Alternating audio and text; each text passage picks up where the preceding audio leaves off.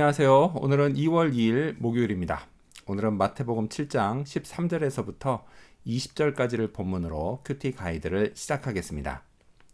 먼저 오늘 이 본문을 통해 제가 묵상한 예수님은 거짓 선지자를 삼가라 하신 분입니다. 15절 말씀을 읽겠습니다. 거짓 선지자들을 삼가라. 양의 옷을 입고 너희에게 나오나 속에는 노략질하는 일이라. 자, 선지자가 오늘날에도 있을까요? 딱 잘라 말하면 없습니다. 하나님의 예언의 말씀은 신구약 성경 66권으로 모두 완성됐기 때문입니다. 자, 그런데 세상에는 선지자 노릇을 하는 사람들이 있습니다. 전혀 성경적이지 않은 것을 마치 하나님의 말씀인 양 또는 하나님께 직통 계시로 받은 것인 양 말하는 사람들이 있습니다. 주님은 이런 거짓 선지자를 삼가라고, 즉 상대조차 하지 말라고 말씀하십니다. 그만큼 거짓 선지자의 폐해가 크기 때문입니다. 오늘날 이단 교주들이 이 거짓 선지자에 해당됩니다. 그들은 성경을 교묘하게 이용해서 전혀 성경적이지 않은 것을 가르칩니다. 그것이 하나님의 말씀이라고 하거나 심지어 자기가 하나님이라고 하는 교주들도 많습니다. 이런 오늘의 현실에서 목사인 제가 할 일은 사람들에게 하나님의 말씀을 옳게 전하는 것입니다.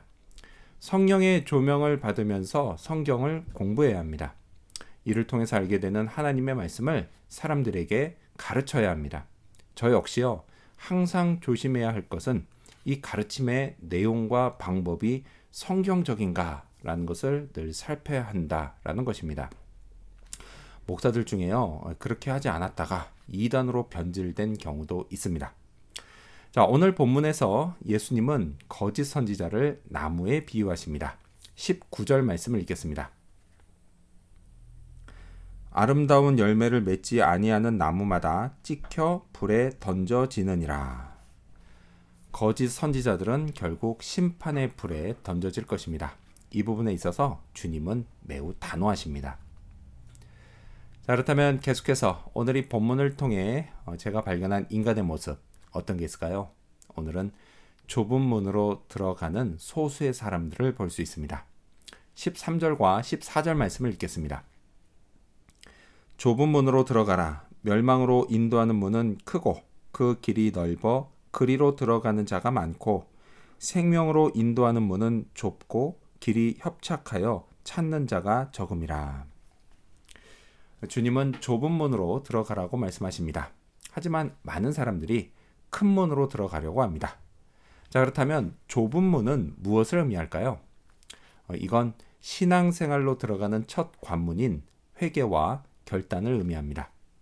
이게 좁은 문인 이유는 사람들이 좁은 문을 선호하지 않는 것처럼 회개와 결단도 하고 싶어 하지 않기 때문입니다. 자기 죄를 인식하고 돌이키는 것, 그건요, 죄성을 가진 인간에게 매우 거리끼는 일입니다. 그냥 손쉽게 큰 문으로 들어가길 선호하는 것처럼 인간은 별다른 고민 없이 그냥 지금까지 살아온 그대로 앞으로도 쭉 죄의식 없이 살고 싶어 합니다. 그게 편하니까요. 하지만 주님 말씀처럼 생명으로 인도하는 문은 좁습니다. 거리낌이 있어도 한 번은 반드시 들어가야 합니다. 근데 문제는 좁은 문에 들어선 다음 결코 쉽지 않은 여정이 이어진다라는 것입니다. 주님은요, 이 여정을 협착한 길, 이것 역시 좁은 길이라는 뜻입니다. 그 협착한 길을 가는 것이다 라고 말씀하십니다. 누구나 그렇지만요, 여행을 갈 때, 그것도 먼 여행을 갈 때는 뻥 뚫린 큰 길로 가고 싶어 합니다. 그래야 편하니까요. 그래서 그런 이유로 요즘은 시드니까지 차로 가는 것도 나름 갈만해졌습니다. 자, 신앙인으로 산다는 건요, 솔직히 이전의 삶보다 편하지는 않습니다. 하나님과 인격적인 관계도 만들어 가야 하고요, 이전에 즐기던 세상 쾌락도 참아야 합니다. 그래서 마치 좁은 길을 가는 것과 같습니다. 자, 하지만 이 모든 수고를 끝까지 잘 감내하면 어마어마한 보상이 따라옵니다. 훗날 영원한 안식과 평안을 누리는 천국문에 들어가게 됩니다. 자, 그렇다면 끝으로 오늘 이 본문을 통해 나에게 주신 교훈이 뭘까요? 그건 아름다운 열매를 맺자입니다. 20절 말씀을 읽겠습니다. 이러므로 그들의 열매로 그들을 알리라. 자, 주님은 누가 거짓 선지자인지는 그가 맺는 열매로 알 수 있다고 하셨습니다. 이 말씀을요, 제게 적용하면 저 역시 제게 맺히는 열매를 통해 내가 주님의 진짜 종인지 아니면 가짜 종인지 이걸 알게 됩니다. 그래서요, 이 말씀에 제 자신을 비춰보는 것이 솔직히 두렵고 떨립니다. 행여 나쁜 열매라도 발견되면 그땐 어떻게 해야 할지 모르겠습니다. 부디 그런 일이 없기를 바랍니다. 저는요, 아름다운 열매를 맺고 싶습니다. 그래서 좋은 나무인 걸 확인하고 싶습니다. 이를 위해서 제가 할 수 있는 게 뭐가 있을까요? 주님이 이렇게 말씀하십니다. 17절 말씀을 읽겠습니다. 이와 같이 좋은 나무마다 아름다운 열매를 맺고 못된 나무가 나쁜 열매를 맺나니. 사실 아름다운 열매의 비결은 다른 게 아닙니다.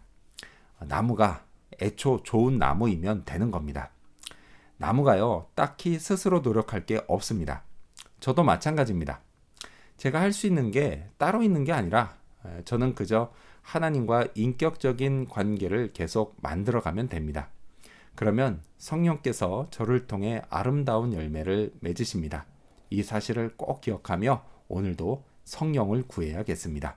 성령께서 이끄시는 삶을 살 수 있도록 말이죠. 오늘도 그런 하루가 되어야겠습니다. 기도하겠습니다. 거짓 선지자를 삼가라 하신 예수님, 그 열매로 그가 거짓 선지자인지 아닌지를 알 수 있다 하셨습니다. 마찬가지로 제게 맺히는 열매를 통해서 제가 주님의 진짜 종이라는 것을 알 수 있게 하여 주시옵소서. 하나님, 세상에는 큰 문으로 들어가는 사람이 많습니다. 하지만 좁은 문으로 들어가는 소수, 그리고 이어지는 그 좁은 길을 끝까지 잘 감당했을 때에 영원한 안식과 평안이 있는 천국 문에 들어간다는 사실을 잊지 않게 하여 주시옵소서. 그래서 오늘도 저희 신앙 여정이 성령을 의지하며 성령께서 맺어주시는 좋은 열매, 아름다운 열매를 맺으며 그렇게 좁은 길이지만 끝까지 나아갈 수 있는 그런 하루가 되도록 도와주시옵소서. 감사드리며 예수님의 이름으로 기도합니다. 아멘.